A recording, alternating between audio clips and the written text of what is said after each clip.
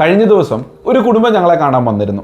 Consultation കഴിഞ്ഞ് പോകുമ്പോൾ അവർ പറഞ്ഞൊരു വാക്ക്, ഈ കൺസൾട്ടേഷൻ ഞങ്ങൾ 5 വർഷം മുമ്പ് എടുത്തിരുന്നെങ്കിൽ ഞങ്ങളുടെ കുടുംബം ഇത്രയും ബുദ്ധിമുട്ട് അനുഭവിക്കേണ്ടി വരില്ലായിരുന്നു. എന്താ സംഭവിച്ചെന്ന് ചോദിച്ചപ്പോൾ, വീട്ടിലെ അക്കൗണ്ട് ഹോൾഡർ മരിച്ചതിന് ശേഷം ബാങ്കുമായി ബന്ധപ്പെട്ട നടപടികൾ പൂർത്തിയാക്കാൻ ഞങ്ങൾ ഒരുപാട് ബുദ്ധിമുട്ടി എന്നായിരുന്നു അവരുടെ മറുപടി.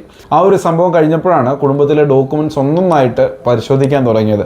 അപ്പോഴാണ് അവർ തിരിച്ചറിഞ്ഞത്, ചില ഡോക്യുമെന്റ്സിലെ നോമിനേഷൻ പരിശോധിച്ചിട്ടില്ല, ചില ഡോക്യുമെന്റ്സ് വർഷങ്ങളായി അപ്ഡേറ്റ് ചെയ്തിട്ടില്ല, പ്രധാനപ്പെട്ട രേഖകൾ എവിടെയാണെന്ന് പോലും കുടുംബത്തിലെ എല്ലാവർക്കും അറിയത്തില്ല. ഒരു പ്രശ്നം പരിശോധിക്കാൻ തുടങ്ങിയപ്പോൾ ഇതുവരെ ശ്രദ്ധിക്കാതെ പോയ പല കാര്യങ്ങളും ഒന്നൊന്നായിട്ട് പുറത്തു വന്നു. അപ്പോഴാണ് അവരെന്നോട് പറഞ്ഞത്, ചേട്ടാ ഞങ്ങൾ ഇതുവരെ ഡോക്യുമെന്റ്സ് ഇങ്ങനെ നോക്കിയിട്ടില്ല. ആ ഒരു വാചകം ആ ഒരു കുടുംബത്തിൻ്റെ ഏറ്റവും വലിയ തിരിച്ചറിവായിരുന്നു. കാരണം പല കുടുംബങ്ങളും ഡോക്യുമെന്റ്സ് സൂക്ഷിക്കുന്നുണ്ട്, പക്ഷെ ഡോക്യുമെന്റ്സ് മാനേജ് ചെയ്യുന്നില്ല.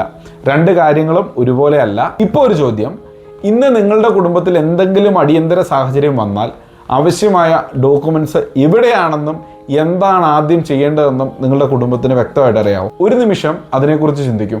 ഇത്തരം യഥാർത്ഥ ഡോക്യുമെന്റ് അവയർനെസ് സ്റ്റോറീസിനായിട്ട് ദി ഡോക്യുമെന്റ് എക്സ്പെർട്ട് ഫോളോ ചെയ്യൂ.